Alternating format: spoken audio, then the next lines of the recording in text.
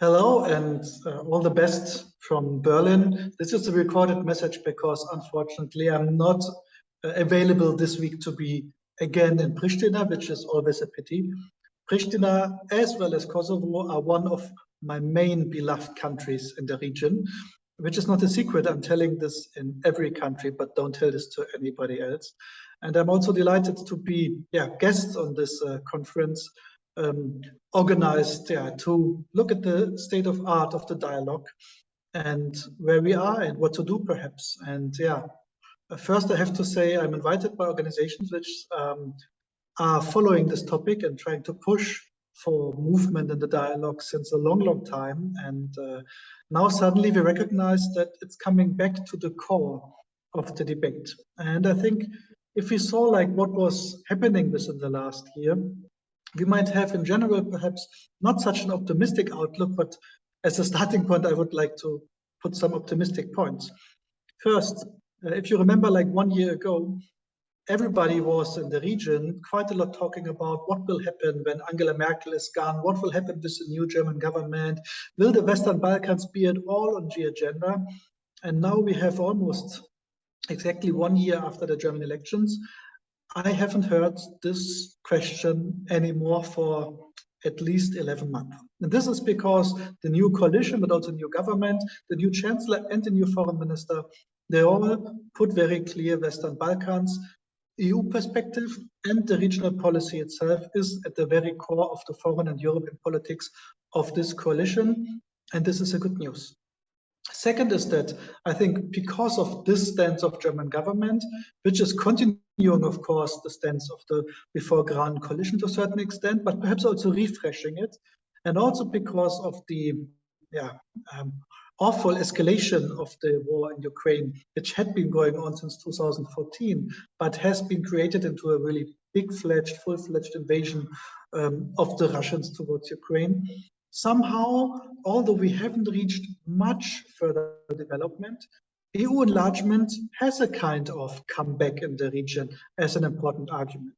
In times of war, to many people, perhaps not to everybody, but to many people, it's clear that we have to have clarity. Where do we stand? And so European Union in the last months at least was able to create the momentum of opening accession negotiations with Albania and North Macedonia.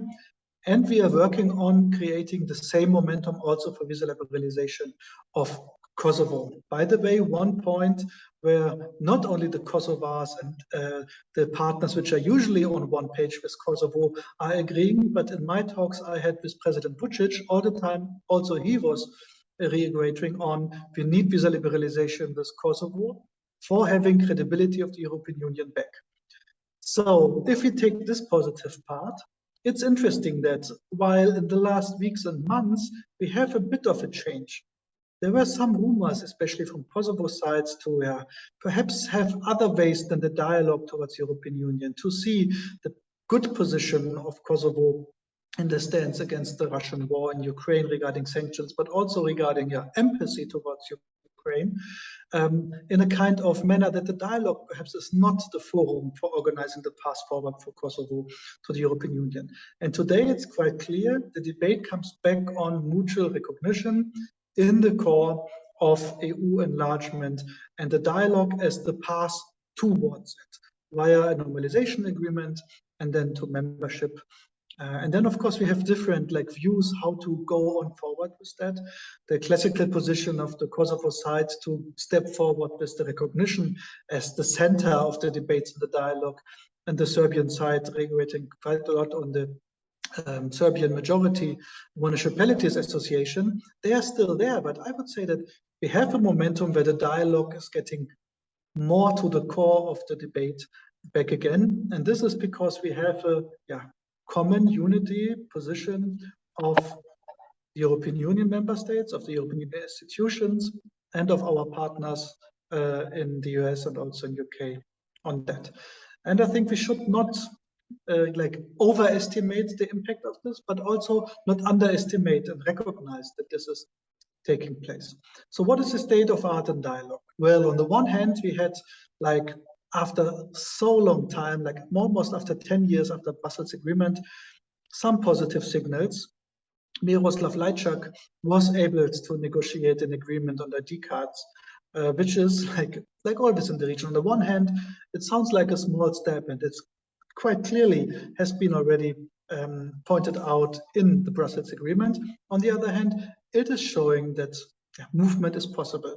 On the other hand, we still have the question of car plates, like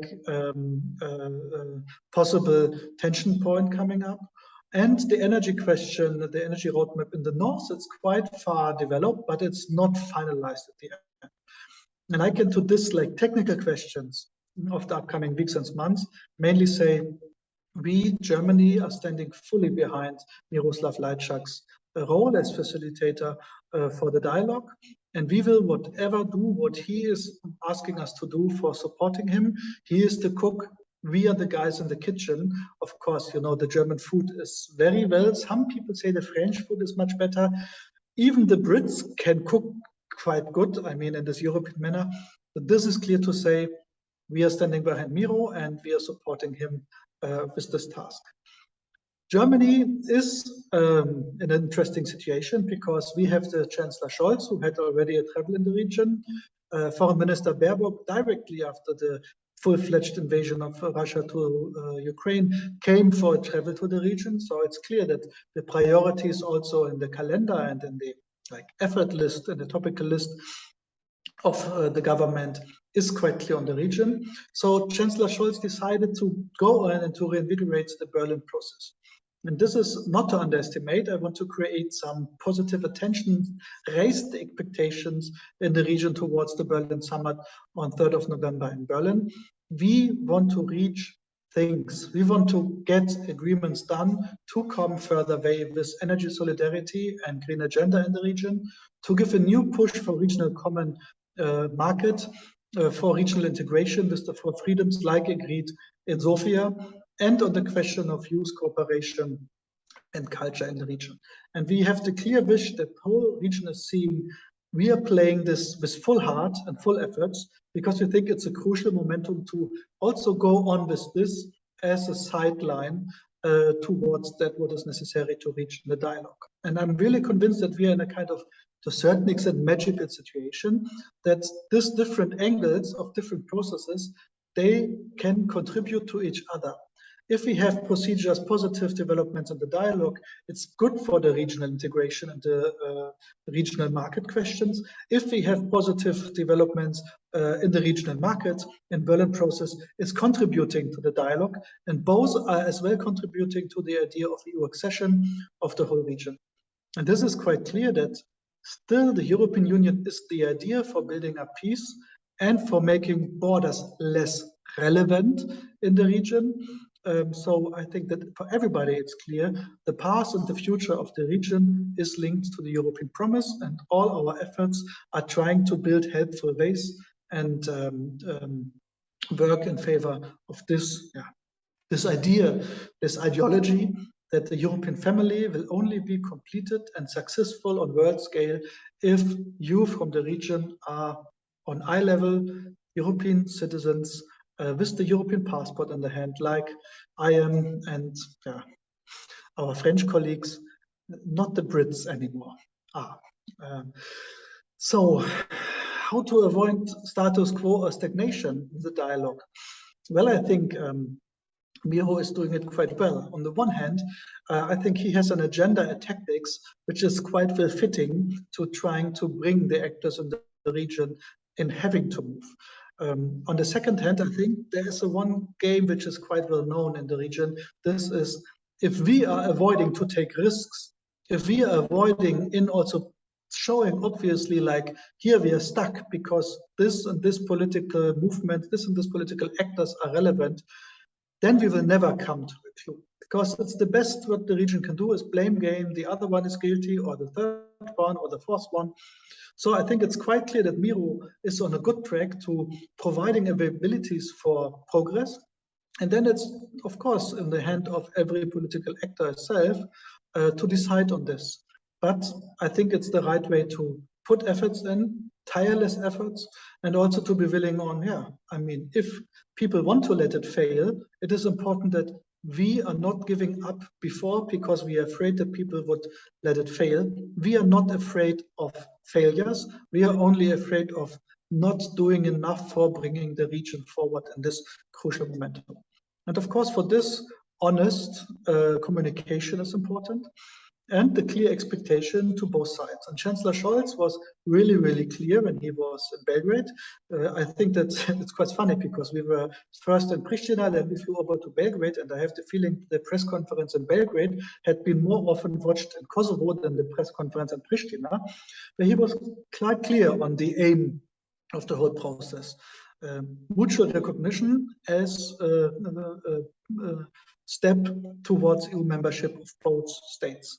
On the other hand, we also expect from the Kosovo side a clear commitment to the dialogue and to clean up with the topics which have been set in Brussels agreement quite clearly, of course, within the constitutional framework and the clear dependency to stick to independence and territorial integrity and the functionality of the state of Kosovo, but also to clean up with that.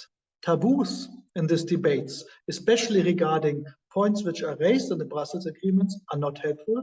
So we expect also to open up the debate on the question of Serbian majority municipalities association in the Republic of Kosovo. So civil society in this role.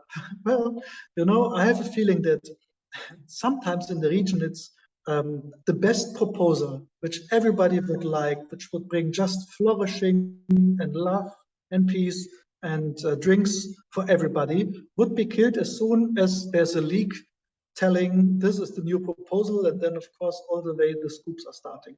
So I think the role of the civil society is quite crucial in, on the one hand, preparing the society and the politicians to address topics, to talk about ideas, about models, to open up the room for difficult questions, which will come up, of course, on this path. On the second way, also to create a momentum where transparency as far as possible is brought into the process, so that the people in Serbia and in Kosovo feel that the politics, the big diplomacy minds about their position and is trying to have them on board for our way forward in the dialogue. And therefore, I think we cannot underestimate the role of civil society, and yeah, also the importance of a critical public opinion, which is led by positive interest and deep European aim of the region, and not by other aims or other payments from third actors who are trying to actually do the opposite in the region. So a lot of people in the last months have been telling to me the dialogue is the core point to bring it forward, to fight against Russian and also other influence in the region. I think it is not without reason that a lot of people are naming this, and this is showing the responsibility of us in doing whatever we can to bring the dialogue forward and trying to make it successful. There will never be a guarantee that we will succeed, but I will not go home and tell to my kids that I didn't try to be successful. And I think this is the effort and the attitude which Miro is clearly bringing in, which our partners from the European Commission, from the European External Service are bringing in, and all the Quint partners are bringing in. And so let's work together on the unity of the European Union, of the Quint, and try to bring the region forward.